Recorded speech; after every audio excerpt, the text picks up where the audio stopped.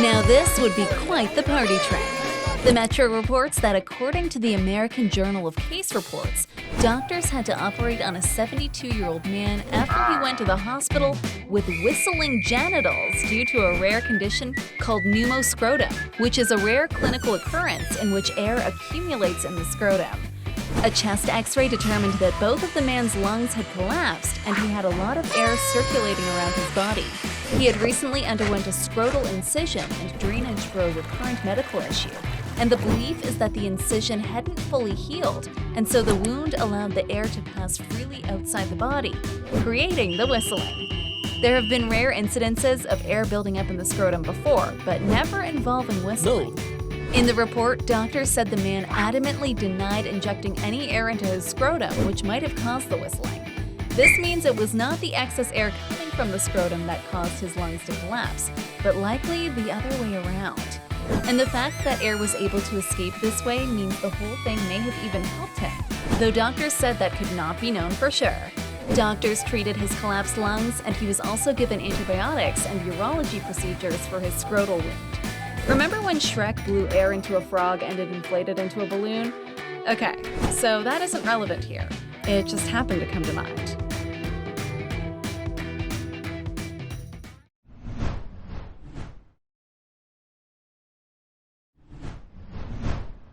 Have you ever sat on a plane before takeoff and had them come over the loudspeaker saying that the flight was oversold? And if you'll give up your seat, they'll give you a flight voucher or a coupon or something insignificant? Well, Jason Adam, a tech columnist with Inc.com, was on a Delta Airlines flight from Grand Rapids, Michigan to Minneapolis, Minnesota, en route to Alaska. As they sat on the plane waiting to leave the gate, that familiar announcement came on saying they were oversold and looking for 8 volunteers. And what would you get in exchange for your seats? Delta Airlines was offering $10,000 cash for a seat. $10,000. I volunteer as tribute. They even said that if you had Apple Pay, you'd get the money right now. Who the hell was trying to get on that plane? So Aston weighed his options. He was traveling with his family of 6, and $10,000 is a lot of money to give people for the inconvenience of taking a later flight.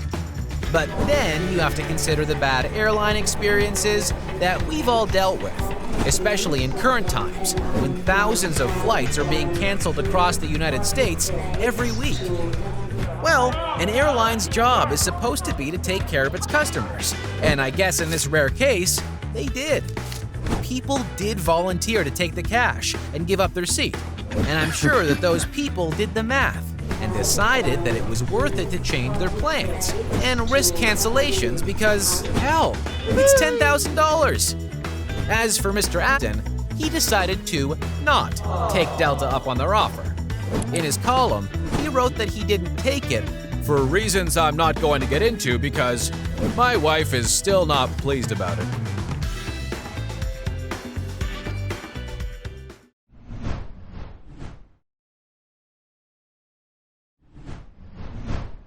This one is kind of like winning the lottery, but not really.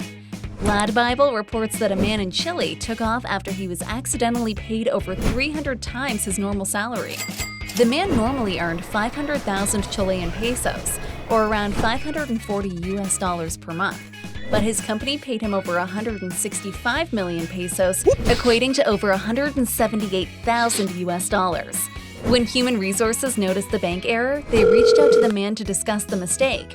The man reportedly agreed to go to his bank the next morning to sort out the repayment, but instead he apparently withdrew the money and never returned to work. Plus, his employers were unable to reach him by phone or text. From there, he had a lawyer contact the company in order to resign from his position. I mean, isn't that convenient? So now the company is trying to get the money back by launching legal action against him. No arrests have been made in this matter. Being paid that much above their usual salary is nice and all, but this employee's regular salary was just over minimum wage in Chile, which is about $434 a month according to TakeProfit.org.